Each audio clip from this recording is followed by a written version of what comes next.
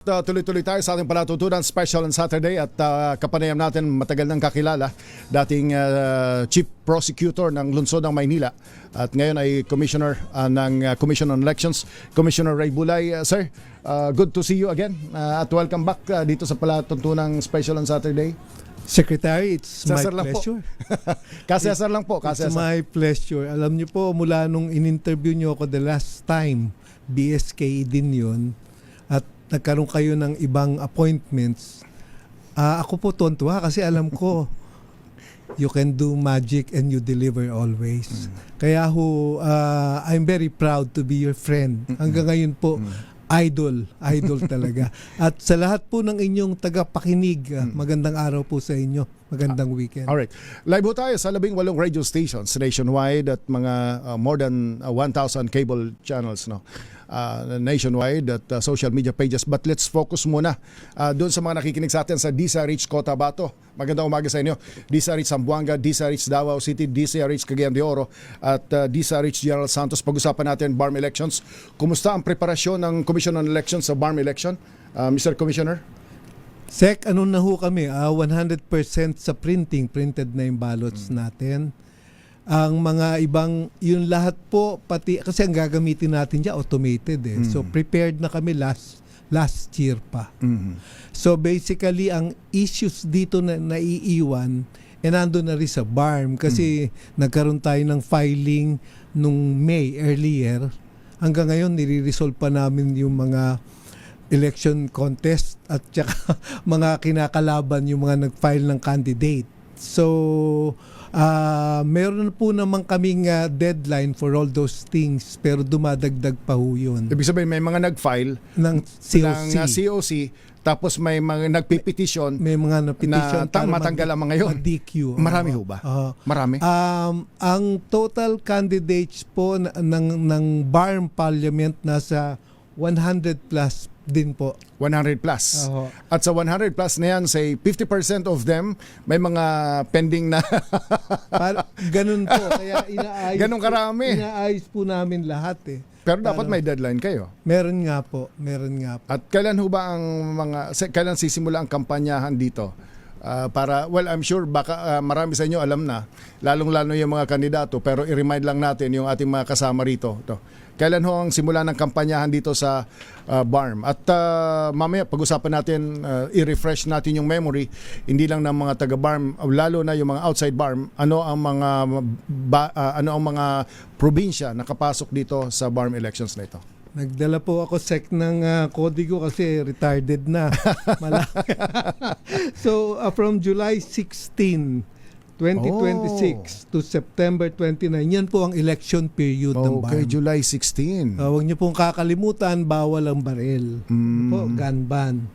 Yung campaign period po niyan ay July 30, 2026 hanggang September 12.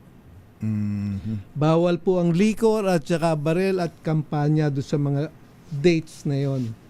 Ang sa BARM po, sa local government, bawal po yung release ng pondo.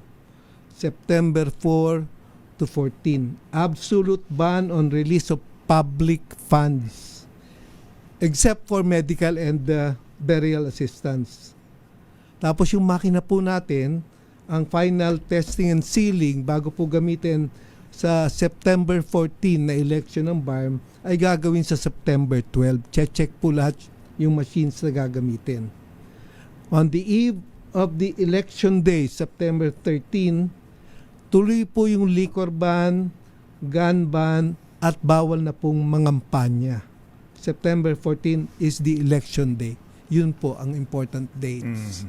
So, ngayon, pwede pa nilang gawin kung anong gusto nilang gawin sapagkat wala pa tayo sa election period. So, July 16 pala ang simula, election period. Pag sinabi natin election period begins in July 16, governed na yung behavior ng mga kandidato. Tama po. Ayun. Meron na hong jurisdiction ng COMELEC. May jurisdiction na ang COMELEC. Bawal na yung kung ano-ano mga tarpaulin. Bawal na rin yung Piñera Doctrine po mag-a-apply. Ano yung Piñera Doctrine? Yun pong kasing automated elections, so kasi yung bawal po yung premature Campaigning. All right. Okay. Premature campaigning. Yes. All right. So understood. Okay. Okay. Paano kung biglang mawala ng kuryente? Ready na kayo dito sapagkat si Ambassador Tony C, ang Manila Ambassador to Chinatown, yung kanyang powerhouse ay napakarami generator. Kung magkaroon ng mga ready na tayo, may mga contingency tayo rito sa preparations na ito. Ginawa po naming stakeholders, lahat po ng power companies na nandoon po sa area. Bukod po dun sa aming transmission na kinukuha, merong standalone units na pwedeng mag-transmit ng results. Hindi po, may sarili pong wifi kasi meron po kami nung kay Elon Musk na Starlink Okay. para doon. Kaya po ready na po ang komisyon dito. May mga issues nga lang po na sinesettle pa. Alam niyo po, kasama ang nag-include sa Barn Parliament ng 8 sectors. Okay. So, Yung women, yung youth, yung mga ganun po, yung ulaan, yung pong traditional leaders. Ang importante po yung NMIP, yung Indigenous Peoples. Non-Moro. Okay. Sila po kasi hindi kasali. Represented. Dati. Hindi kasali sa botohan. Okay. Oh, okay. They will call for an intertribal convention and they will choose their own representatives. Okay. So in other words, kasama sila sa parliament without going through the process of election. The plurality of elections. Sir. Okay, all right. Ito ay desisyon ng BARM. Decision po nila yan. Hindi ito COMELEC, kundi sila mismo. Hindi po. Sovereign po power begins in them. Yes. So sila ang nag-decide. Opo. Good news, good news. In other words, even non-Moro is represented in the parliament subsequently. Yes, sir. Opo, sir. Okay. Tapos, malalaman na natin ang results 6 o'clock, 7 o'clock. Oras lang yan. Oras lang to, di ba? 2,300 lang naman po yung...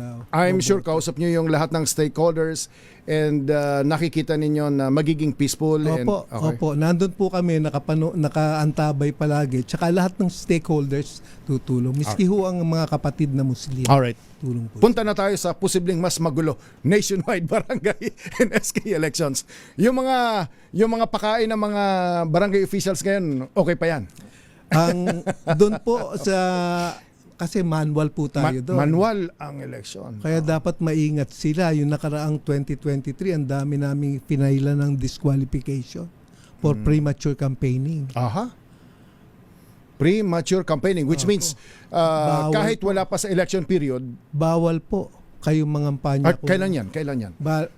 Tingnan natin yung dates ng premature election. Well, kailan ba magsisimula ang campaign period para sa mga barangay? So, nakikinig sa atin, Luzon, Visayas at Mindanao, tingnan natin. I'm sure yung mga kandidato baka aware na dito. So, anong schedule natin dito, Commissioner? Ang ating botohan po ay November 2. Magkakaroon po rin tayo ng 5 to 7 na pagboto ng senior citizen, heavily pregnant women, elderly, 5 to 7 po. Ng umaga? Ayun. So wala silang kasabay para makaboto po ng maayos. And then ang regular voting hours ay 7 to 3. Nag-filing po ng COC September 28 hanggang October 5. Ang campaign period po ay October 22 to 31. Ang bawal pong mangampanya pagkatapos mag-file ng COC mula September 28 hanggang October 21. Pwede lang hong mangampanya simula October 22 to 31. Kung di ho ako nagkakamali, 10 days lamang yun. Ang election period po ay simula October 3 hanggang November 9. Gun ban po yun. At saka yung mga bawal na ginagawa, pati pagre-release ng pondo, public funds nandoon po. December 2 po, at kung nalimutan ko kaninang banggitin, 30 days after the election sa BARM, September 14 yung election, 30 days after, yun pong statement of assets. SOSE. SOSE po. Dapat i-file. Ganon din sa barangay? Ganon din po. After 30 days. Maliban sa away ng mga kandidato na ngayon siguro nag-aaway na sa Facebook. At teka, meron tayong regulations halimbawa yung pagkampanya ba? Anong ibig sabihin ng bawal kailan yung campaign period? 10 days lang yung campaign 10 period. days lang po eh. And within that period or before that campaign period, Bawal po lahat eh. bawal lahat. Oo. So pati sa Facebook, paano kaya yan? Pati po yun. Kasi ang nangyayari po, meron po kaming task force na nag-handle nung sa Facebook. Sa Facebook, Oo, nakamonitor. Oho, katulad po ako ang head ng task force respect. Bawal po yung mga pangangampanya sa pamamagitan ng survey na malakas itong kandidato na ito, malakas yung okay, po okay. yun. So bawal yon Bawal din yun. sa barangay election. Opo. Na halimbawa, itong barangay 123 nagpa-survey dito na si candidate Cesar Chavez ay nakakalamang ng 90% kay candidate Ray Bulay. Nag-check Bawal yon. po ako, bawal po yun lahat. Bawal yon. Kahit legitimate pa, kahit kakilala pa, kahit SWS pa workers, wala namang SWS siguro dyan. Ano? Bawal. Bawal talaga yon. Results. Bakit pinagbawal? Kasi po kung i-influence niya yung election, laban siya sa Fair Elections Act Okay. ng 1991. Bawal po 'yun. At yung mag-post nito may pananagutan. Meron po.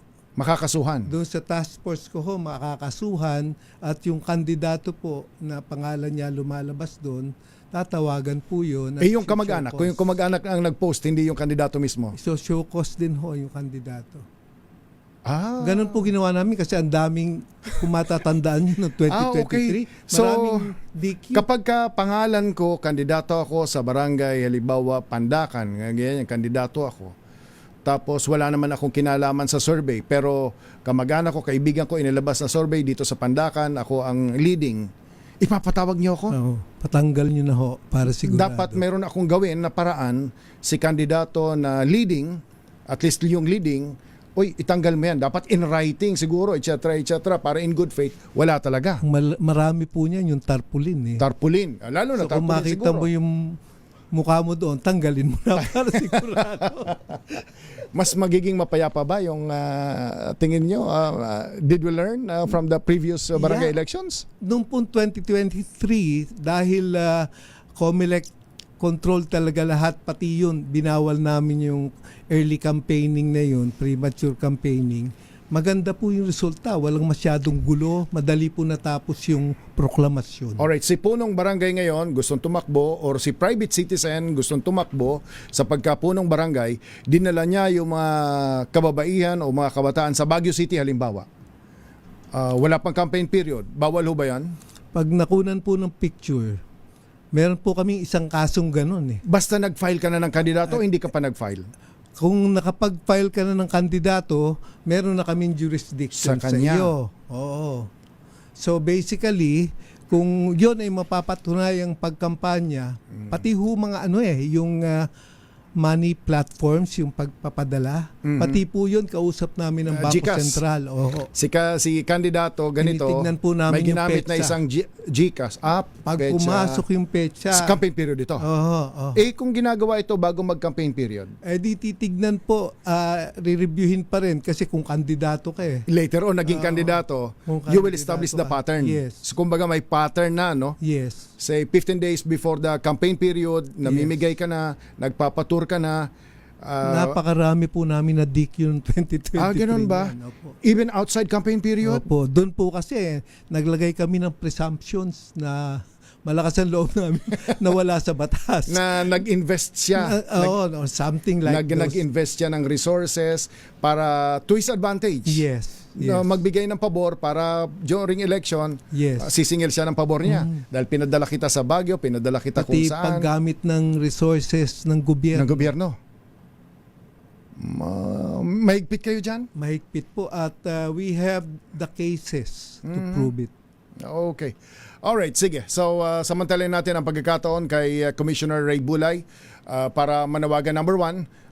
Commissioner, anong panawagan ho ninyo sa mga kapatid nating Muslim at non-Muslim na kandidato dyan sa na stakeholder dyan sa BARM elections? Go ahead po. Mga kababayan, gusto ko hong ipaalala yun pong ating mga innovations sa ating pagkandidato at sinunod lang po namin, ito naman po ay pinupuri namin ang ating mga kapatid na Muslim sapagkat sila ang nauna pa sa NLE ng ng Pilipinas na maglagay ng anti-dynasty provisions. So, mula sa party reps, meron po kayo dong Certificate of Acceptance of Nomination and Certificate of Non-Affinity na bawal po ang magkakamag-anak sa mga nominees within second civil degree of consanguinity and affinity. Malapit po yon sapagkat true and true upline hanggang grandparents, tapos downline hanggang mga apo. Tapos sideways sa asawa at sa iyo mismo na second degree. Talaga pong maganda. At ito po ay tuloy-tuloy kasama sa sectoral representation sa pamamagitan ng Certificate of Acceptance and Nomination din with sectoral candidacy. Embodied po rito, ito pong caveat na ito na bawal ang magkakamag-anak na nominees hanggang district representatives po. Ang BARM po kasi 80 seats, Secretary. Nagsama po sila ng special law doon providing 30% or 12 nominees para sa party reps, 12 dapat po babae. And then doon po sa sectoral na 8, kasi po isa dapat babae. So ang iboboto po nila ay 1 RPP or Regional Parliamentary Political Party, 1 District Rep, 6 sa sectoral representation. Maliban doon sa 2 po. Alright, may tanong si dating NBI Director Jimmy Santiago. Magandang tanong ito ni Judge Jimmy Santiago, dating NBI Director, dating Judge, dating Police Maynila. Paano kung ang gagawa ng propaganda ay kalaban? Sa Facebook, sa tarpaulin, parang ganon. Matitrace nyo yun? Ang ginagawa po namin doon, i-call po, magkakaroon po ng day in court, kumbaga, oo. yung kandidato. Kasi we will ask him to reply sa show cause order namin. So he can explain. He can explain. Na yung kalaban ko ang may gawa dito, Exhibit A, ito. And he can ito, also ganyan, prove. yan. In other words, may due process ito. May due process hindi po. ito summary ang decisions hindi dito. Po, hindi po. Natuwa lang kami kasi nung hindi pa naman kami inaawat, pwede naman kami awatin kung orderan po kami ng Supreme Court. And hindi kayo inawat. Napakaganda po kasi napakalinis ng 2023. Kumbaga preemptive strike, no? Sinubukan ho namin na kung sakaling gawin namin ito, how we wish the elections were. Tapos parang may risk kayo na pwedeng sabihan ng Supreme Court, mali yan. Po. Pero hindi kayo sinabihan ng mali. Therefore, there is presumption of regularity. Even outside the campaign period, yes, Ang galing. Ang galing. So yun ang natin. That broke the camel's back. Kumbaga, yun ang nagpasira ng trend ng mga pang-aabuso ng eleksyon. Kasi karamihan ng pang-aabuso hindi lang during campaign period Yung pagsasamantala, yung mga ganon. Tama. Ang nalalamang doon, yung mga may pera, hindi ba? Kadalasan. Commissioner, maraming salamat sa pagpaunlak ko ninyo na makapanayam ho namin kayo. Batiyan niyo ang ating mga nakikinig ngayon, lalong-lalo na yung tatakbo ng barangay at sangguniang kabataan election sa darating na Nobyembre. Una po, napapasalamat ako sa mahal kong sekretaryo sa pagkakataong ito at very timely po na makapanawagan po ako sa ating mga kapatid na Muslim. Tapusin po natin ng maayos ang exercise na ito na aayon sa batas. Pinagmamalaki ko po kayo sa inyong anti-dynasty provisions at yung higpit po ng Bangsamoro Electoral Code sa registered voters. So, papantayan po ng komisyon yan sa pangunguna ni Chairman Garcia ng resulta na mabilis, credible at malinis na eleksyon. Pangalawa po, ako po'y nananawagan sa ating barangay, ang basic unit ng ating gobyerno at sa SK, yung pag-asa ng ating future. Gawin po natin sana yung lahat ng inaatas na batas para hindi na ho dumami ang trabaho namin sa pagdi-disqualify sa inyo, sapagkat ang atin pong tandaan, yung pong paglilingkuran ay blessing po sa Diyos.